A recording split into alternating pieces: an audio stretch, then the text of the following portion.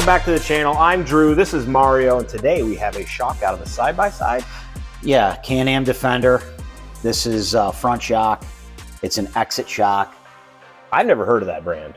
Zebros is the overall company. They make A-arms and a bunch of different things. And part of that company is exit shocks. There's a lot of similarity to a custom axis. So we're gonna take it apart, we're gonna go through it, explain some of the things, and then we'll put it back together. Okay, and we know what this came off of. This actually came off of our friend Dan Honacki's Can-Am Defender. I've actually ridden in this machine with this shock on it, and it gives a great ride. Yeah, great improvement over stock. Yeah, so what's your first step here? I noticed you're going for the cap. Yeah, so I let the gas charge go. And that's just like a bleeder valve, a Schrader valve. This has a Schrader valve style, yep. And now I'm gonna remove the seal head.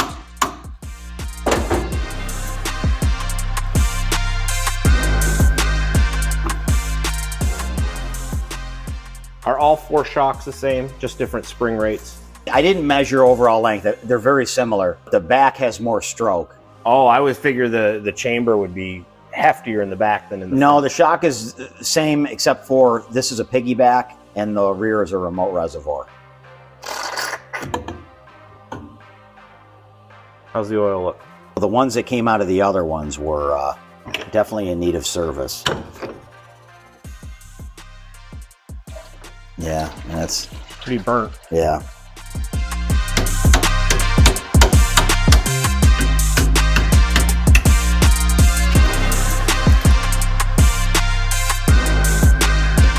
Show us what that tool looks like before you insert it there. It just threads onto the Schrader valve. Yeah, this is just your standard like tire tool for pulling a valve stem in. A car tire or ATV tire.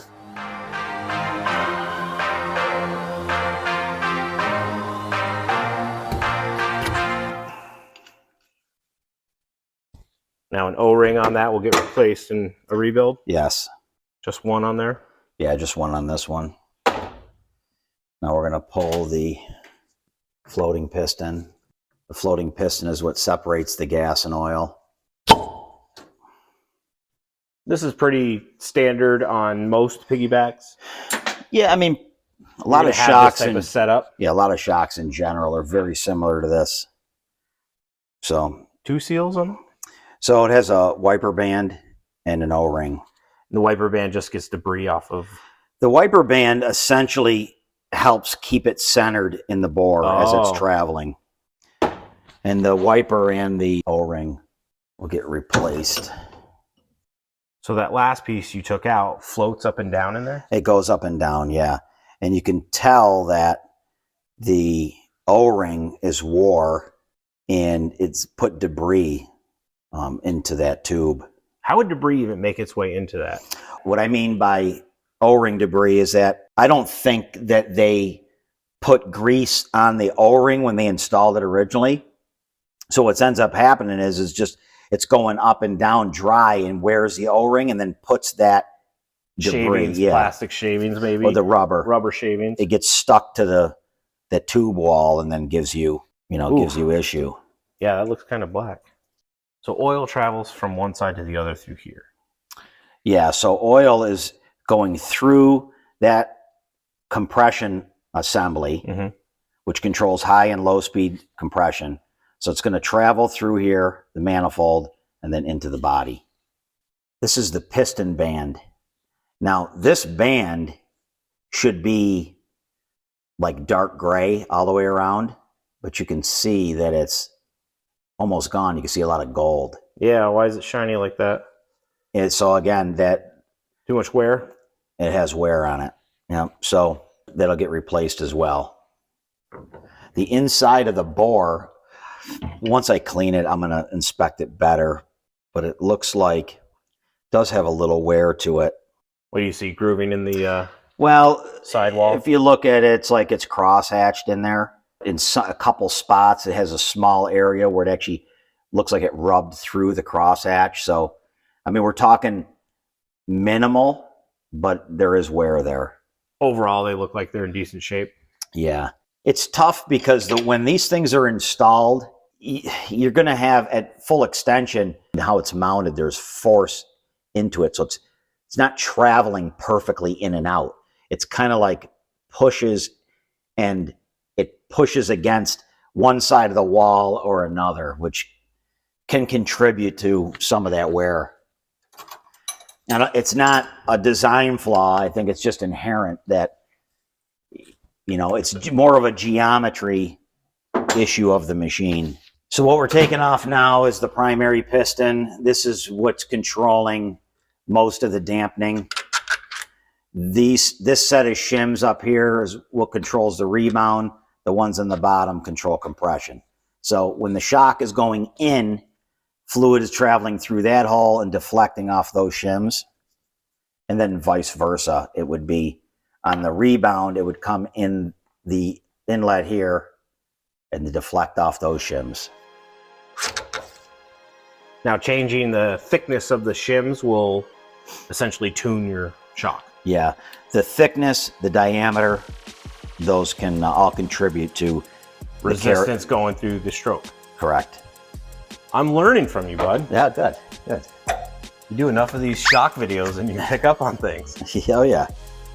So this is the scraper. That's the first one in line. The next one's the wiper. And then there's an O-ring. All shocks are, you know, a little different, but this is the way this one is. Somewhat standard. Yeah. So those are the three there.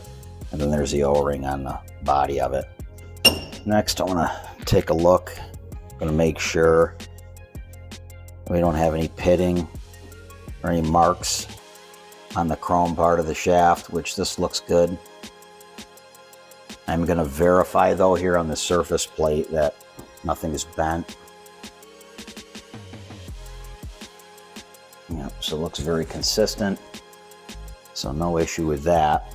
So when this one goes together too, so some shocks have and some don't. This actually has a port where you can attach and vacuum bleed it.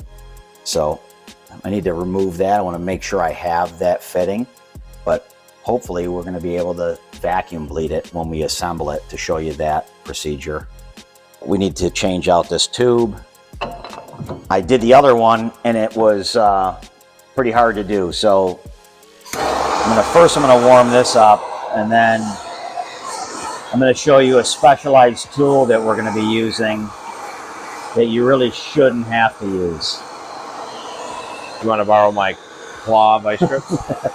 Well, we're going to use something very special. So we got that warmed up, but now the way that I'll explain it when I get it apart, but you can't attach to the eyelet, have the eyelet in the vise and then crack it free, because the eyelet actually rotates.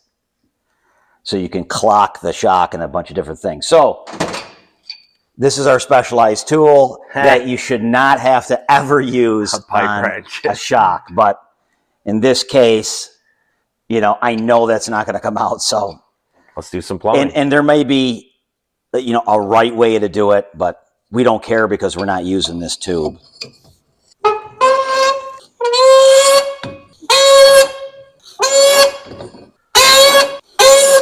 It's like a really bad duck call. Yeah.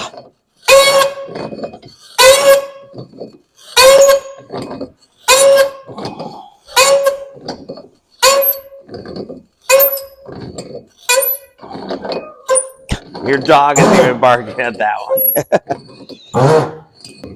I'm seeing a little paint come out. Is that Loctite that they have? Yeah, I got red Loctite on it. Red Loctite on there. So yeah, your pipe wrench destroys that, never to be used again. Correct.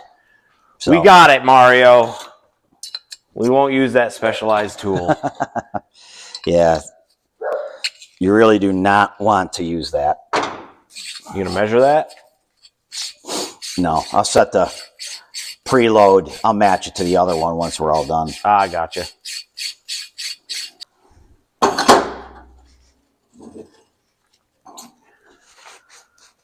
Clean out some of this here. I got to get the O-ring out of that, and then I'll spray it with brake cleaner. All right, now that you have it off, will you show us the eyelet clamping area? Why you can't do it? Because it'll spin. Yeah, so this rotates. So you're forced to clamp it around there. To take it off, yeah. When I go to put it back together, I'm going to put it normal because I'll thread it in, and then just before I'm going to like torque it all down. Yeah. And torquing it all down is going to be, it's going to be tricky. I'm going to use a strap wrench to tighten it. The Loctite's going to hold the thing from really backing out.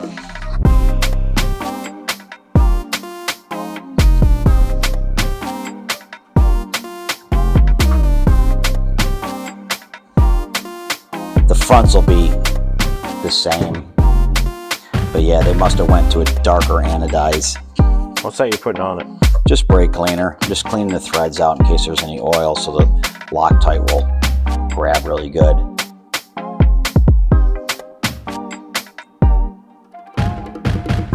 I'm just coating it good because I don't want to have any troubles with it backing out.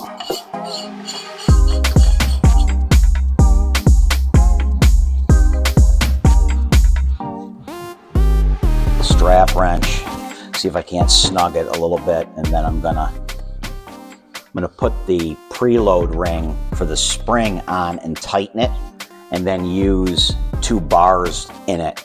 I'll show you what we're gonna do to assist in tightening it. Is there actual torque specs that?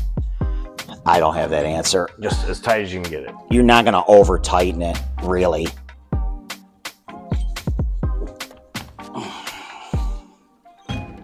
We want to make sure we maintain, yeah, we're at 90 degrees. I see. So once this puts pressure on that, it doesn't spin as much? Correct. It sandwiches it together. Yeah, so the eyelet can't turn. So if he wanted to ever adjust that, well, it's more for if you put it on a different machine, right? Correct. Yeah, you have no need to adjust it. You know, they build it that way so they don't have to build multiple So it's eyelets. universal for different machines. Yeah.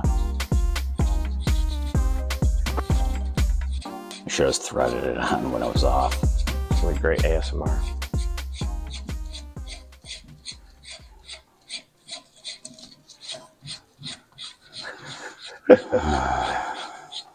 Holy moly. While we're doing this, when I contacted them, took a little bit to get a hold of Exit, not crazy. I had to call Zebros. That's who the parent company is. Took a little bit to get a hold of them, but once I did, customer support was really good and got me what I needed and got it sent here in a timely fashion. So appreciate all that. Exit, what would you say the cost of these 4 shocks are for a Can-Am Defender? I don't know what they are. Maybe I thought I saw $1,300 or $1,400 for a pair. So the backs were that and then the fronts were that. $2,600? Yeah, I think so. Which isn't horrible on what you're getting. It's a stronger shock than stock. The stocks don't have piggyback shocks, no reservoir. Yeah. And no adjustability or anything like that. This is a smoother ride, and I think he has stronger springs on the rear so he can haul more weight. Somehow or another, the 2 springs got backwards. And when I talked to them, too, they said that the front had a 400-pound spring and the back had a 450. Where in this case, it had a 275 on the back and a 450 on the front. So we switched them, and the 275 might be a little light, but Dan doesn't care. He actually he'd rather have it that way. So we were trying to dual rate spring the rear because he wanted it so he could trail ride it and make it a little bit more comfortable. And then when he put weight on it, it would stiffen up and handle it. But they don't have a combination of spring set that will allow for when the springs are compressing, you get coil bind because you have to travel so far. There's 5.5 or 6 inches of stroke. So the machine, this shock setup doesn't have enough travel to call for You'll double rate, dual rate. Correct. The springs will just bind on themselves. This dilemma happens. So let's go back to, I pinched this so I can rotate, but I didn't want it on the eyelet because when I'm tightening this into the reservoir manifold, if I had it in the eyelet, it wants to rotate. Instead of grabbing onto this, you have this pinched. So that's what you're using to turn this. That's all. Oh, okay. That was my personal question. I guess I wasn't following that. Yeah, that's okay. So we're tight now, and then we just double check that we're 90 degrees. We are. right, we're going to work on assembling the shock shaft side now. Install the bottom mount bumper. Putting the new seals in the seal head.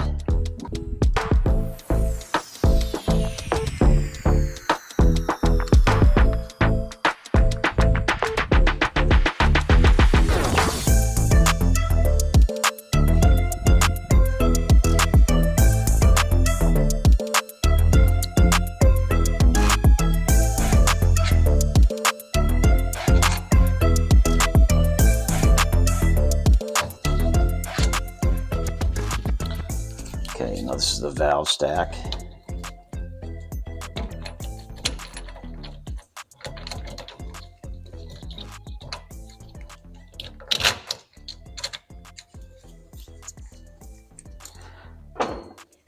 Seems to be a little controversy as of late on the, well, any stuff that I follow about putting Loctite on these threads. I've seen a couple of shock companies get all bent out of shape about putting Loctite. I mean, if you put a drop on there and it doesn't make its way into everything, I don't see a problem with doing it. Gives a little protection. You're putting a dab on there, you know, just as like a peace of mind. It's not really doing a major thing, but, and you can get it back off of there. So we're going to torque this down. This is going to be 25 foot-pounds. That 1/2 inch arbor size is like Fox, Axis, all those shocks. They use something very similar, and they're all within the 25 to 27 foot-pounds.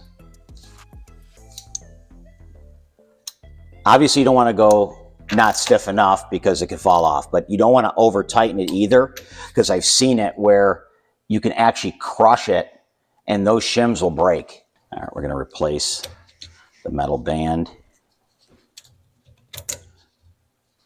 New O-ring on the floating piston. New O-ring on the charge cap.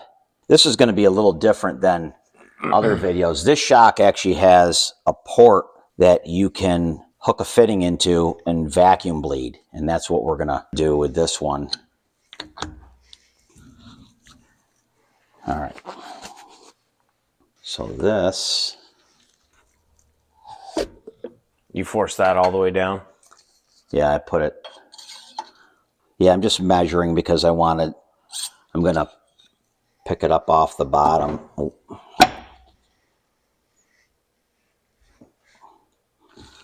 About 3/8. Will it stay there? Does it travel at all? It will if you don't put the end cap. The air volume that's in there, like I'm putting the charge cap in with the Schrader valve, that will keep that piston from moving. Everything's going to get filled with oil. We're going to do everything like we normally would, bleed the air out of it and everything. And then this will get charged with nitrogen when we're done. When this is assembled and charged and everything, that floating piston, you do not want bottomed right out. You said it was how far off the bottom? I picked it up off the bottom about 3/8. Now, two things. One is, I don't want that floating piston bottomed out, because when this is fully extended, that will allow that piston to move up and down, and there's oil between that. It's not bottomed right out. The other thing is I don't want it too high because I want to maximize my nitrogen volume in there. You can have 200 pounds of nitrogen here. You can have 200 pounds of nitrogen here. But the volume, you want as much as you can, because as you build heat, you're going to increase. Nitrogen doesn't work exactly like this, but heat will make that rise a little bit.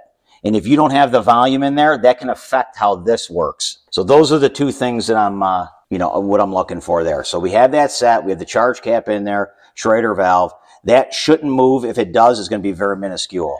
Let's take it a step back, because most people are going to do it this way, not the vacuum bleed way. And this kind of goes for every shock. So let's just say you're building this where this was full of oil right now, and you were going up and down with the shock shaft, bleeding air out of it.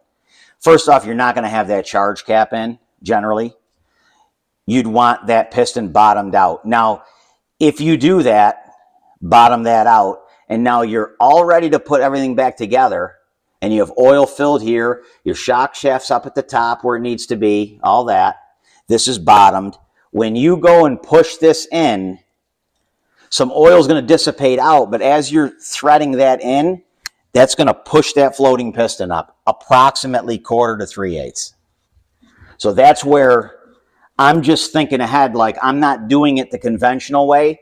So this is not going to move. So ultimately, when this is all done, I want that to be at that 3/8. Give us a peek at that tool you're hitting against there.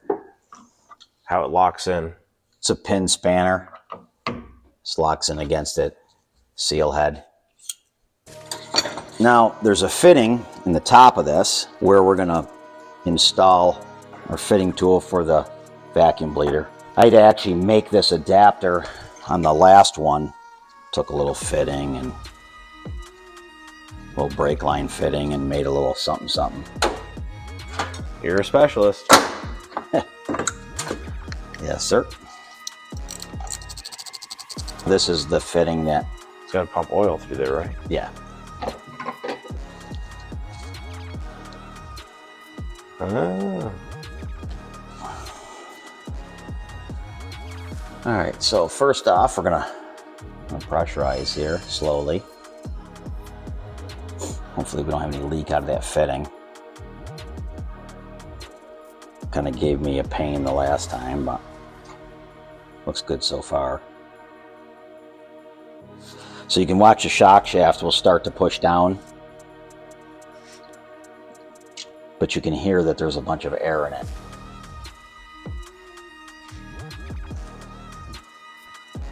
So next procedure,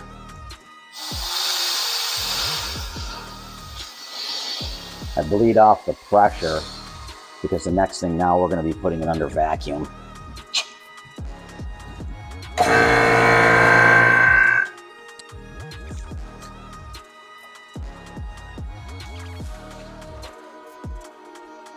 How many times do you have to cycle that before you get all the air out?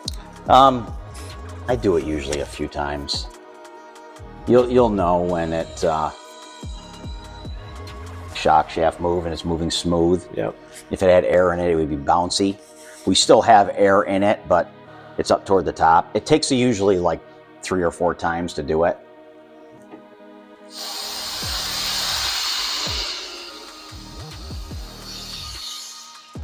I bleed that pressure off because I don't want to open that valve to the vacuum pump and have it push up into the vacuum pump.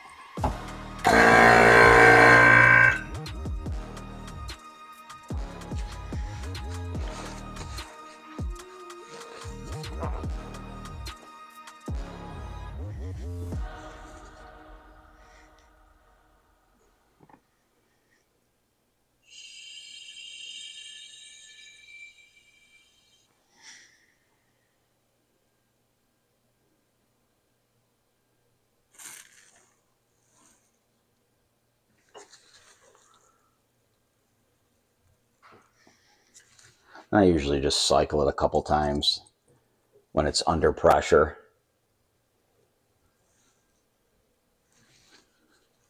Watching, making sure there's no air bubbles coming up out of the tube.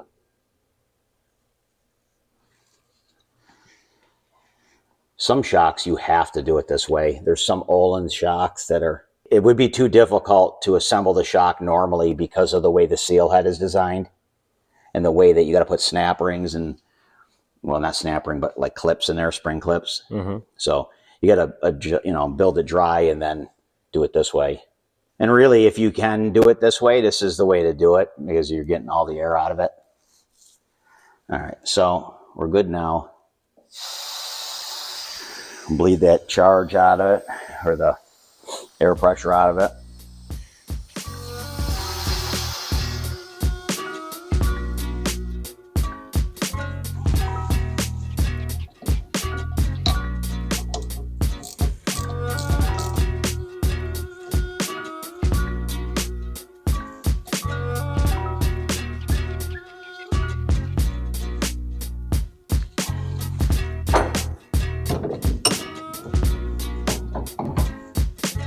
One nice thing that they provide too is the top of this has a screw that you can bleed any additional air that gets trapped up in the...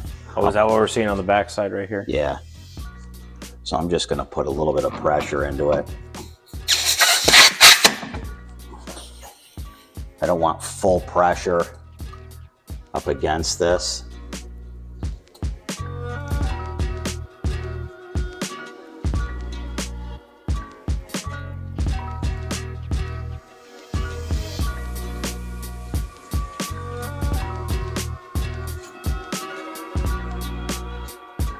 Sounded good, but I'm just double checking. I didn't see any bubbles.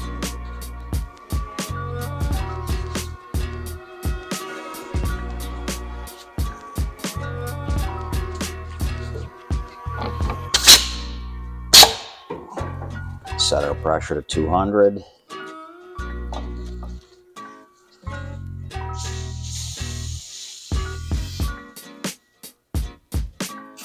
Make sure we have no leaks out of the Schrader valve or the end cap. Yeah, what are you squirting there?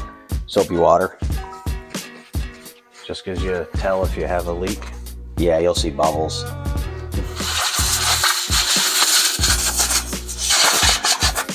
Pretty much now, it's just a matter of putting in the parts washer, cleaning it all off, putting the spring, setting the preload.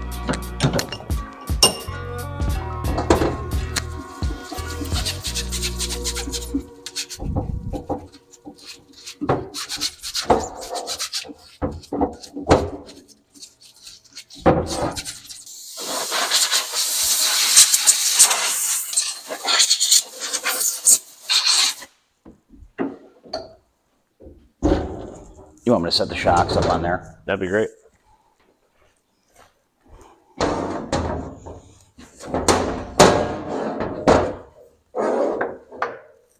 The 275s are 14 inches long and the 450s are 12.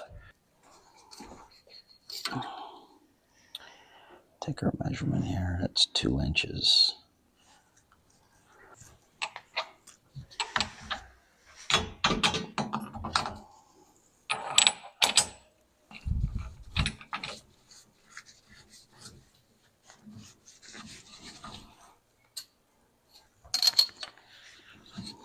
Yeah, so I didn't put very much preload.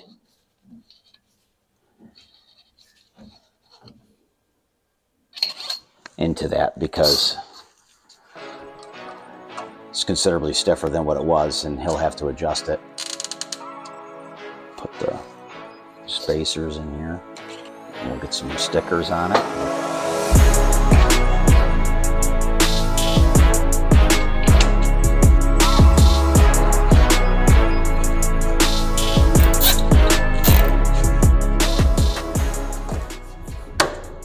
These spacers were both the same size too, by the way.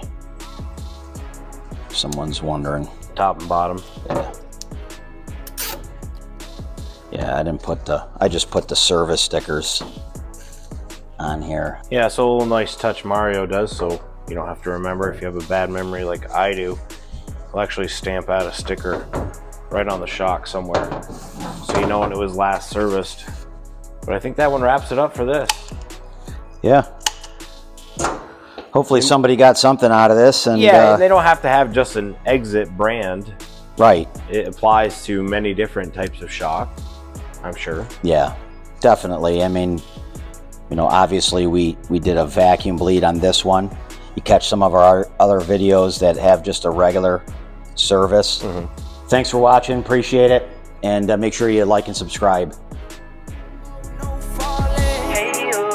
Hey down there, see you stop and stare, cause you're not up here. Like, hey you, way down there, see you down there, looking up here. Get you some binoculars, so you can see me on the Jumbotron. They noticed me back when I dropped top speed.